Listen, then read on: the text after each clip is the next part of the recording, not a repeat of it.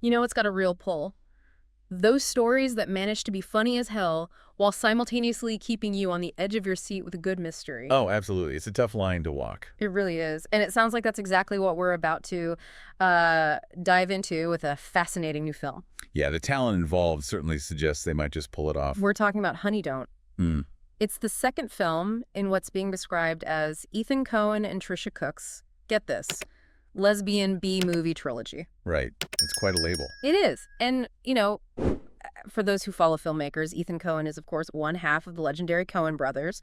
So him directing solo again, that's definitely worth paying attention to. Feels like a new chapter, maybe. It does. And with Tricia Cooke collaborating again, it's clearly a creative partnership that's, still got legs, still evolving. Exactly. So Honey Don't drops us right into the life of Honey O'Donoghue.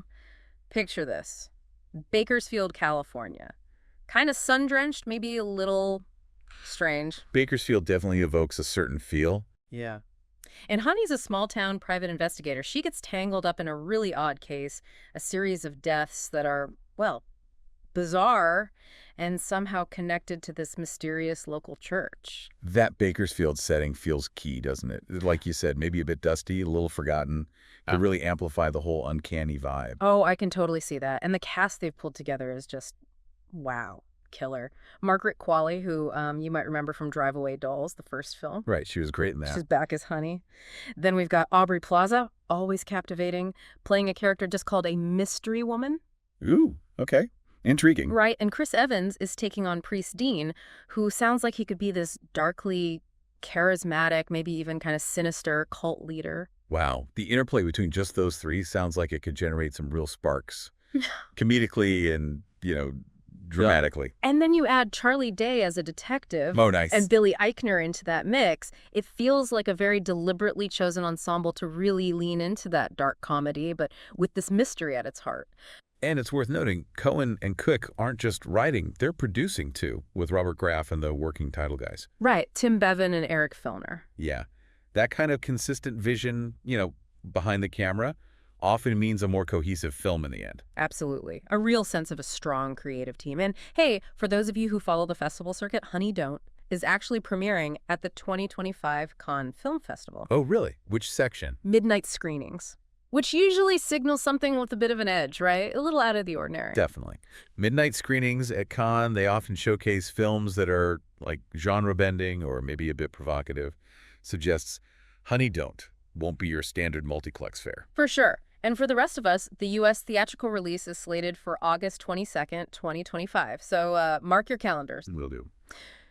Now, let's circle back to this whole idea of a lesbian B-movie trilogy. That's a pretty specific and, well, intriguing label. It is. It immediately makes you think of certain cinematic traditions, maybe certain expectations. Right. So Honey Don't is number 2, after Drive Away Dolls. And apparently there's a third one planned called Go Beavers. Go Beavers. Okay. Yeah. And given Drive Away Dolls also had lesbian themes, that seems to be the connecting thread. But what does that B-movie part suggest to you? It's not really about budget these days, is it? No, not strictly. I mean, not anymore. The B-movie label, it often implies more of a focus on genre stuff, maybe a willingness to embrace more outlandish themes, or transgressive ones. Okay. And sometimes a certain style, like a bit of grit or maybe even camp, like, old exploitation flicks or some low-budget horror. Yeah. But often made with this real sense of fun, kind of ignoring the highbrow rules. That makes sense. So it sounds like a deliberate stylistic choice, maybe playing with those tropes, but in a smart, knowing way. Could be. Now, the tone of Honey Don't. Uh-huh. That's something they've talked about. Coen and Cooke said it's a dark comedy, and they've even compared it to earlier Coen brothers stuff, like Raising Arizona. Oh, wow. Okay. Raising Arizona. If you've seen that, we're talking about a very specific brand of humor, kind of quirky, absurd, often walking that line between hilarious and slightly unsettling. Totally. Raising Arizona, it masterfully blended slapstick with real emotion and this just pervasive sense of the bizarre. If Honey Don't capture that same unpredictable energy, Could be really special. But what's really intriguing, I think, is that Ethan Coen himself mentioned this film has sexual content that wasn't really a feature of his stuff with Joel. Oh, interesting. Yeah, that does feel like a significant shift. Right. It suggests maybe an evolution in his storytelling, his comedy, perhaps digging into more adult themes, but with that same darkly funny lens. Could add a whole new layer to that familiar Coen tone. Yeah. Exactly. This mix of the classic Coen dark humor we recognize, but with these newer themes, could be really fresh. Really compelling. Yeah, I'm curious. Okay, let's zero in on the characters a bit. Margaret Qualley as Honey O'Donoghue, this small-town PI. She sounds like a really interesting lead. And given she worked with Ethan Coen on Drive-Away Dolls, there's probably a good rapport there already. That often helps. For sure. And Qualley described Honey as being skillful, smooth, someone who can just slip in and out undetected. Which is kind of funny because she also said she had to resist her own natural Scooby-Doo tendencies for the part. Huh. Right. That contrast, it hints at a character who's maybe more competent, less overtly clumsy than Qualley might naturally lean into. Yeah, suggests maybe some hidden depths or something. Could make for a really compelling screen presence, that kind of tension. Then there's Aubrey Plaza as the mystery woman. I mean, that description alone just drips with intrigue, right? Totally. You don't know much, but with Plaza, you know it's going to be interesting. Exactly. Her track record playing these enigmatic, often darkly funny characters, her role feels like it's going to be pivotal, probably full of surprises. Yeah, she's great at playing characters who seem like they know more than they're letting on, always a few steps ahead. Fits perfectly with Mystery Woman. Could be a fascinating dynamic with Honey's investigation. And Chris Evans as Pristine, the cult leader. This feels like, well, a bit of a departure from, say, Captain America. Just a bit, yeah. I'm really curious to see his take. The potential for dark humor, for just compelling, maybe even unsettling character stuff with a cult leader. Yeah. It's huge. It really is. It's a role that's ripe for exploring power, belief, maybe that touch of the absurd we were talking about. And casting against type like that, it can be so effective. Evans in this role, he could be both, charismatic and deeply unsettling, which is kind of key for a compelling cult leader, isn't it? Absolutely. Nail that and you've got something memorable. And even Charlie Day as a detective. His comedic timing is so distinct. Oh, yeah. You can already picture how that might play into the dark comedy, maybe offering some lighter moments, or just a totally different, maybe frantic perspective on the mystery. His high-energy style could be a great contrast to maybe more deadpan humor from others. Could create a richer comedic feel overall. Let's swing back to the setting again. Bakersfield, California. Like we said, not the usual glamorous Hollywood spot. And I think that's got to be deliberate. Oh, for sure. It lends itself to a certain kind of grounded, almost gritty feel, even in a dark comedy.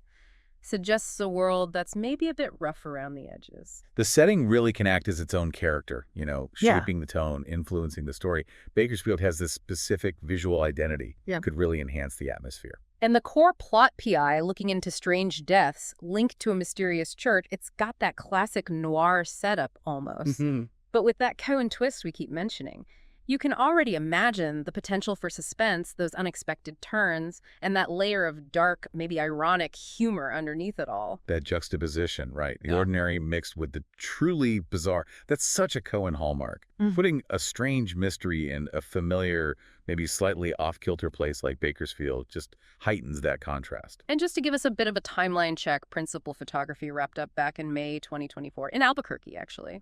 Okay, so it's been in post-production for a little while. Yeah, which makes that upcoming Cannes premiere even more exciting. They've had time to really shape it. Knowing the production schedule gives you that sense of the film's journey, the anticipation building up. So wrapping up this initial deep dive into what we know about Honey Don't, it really does sound like all the pieces are there for something captivating.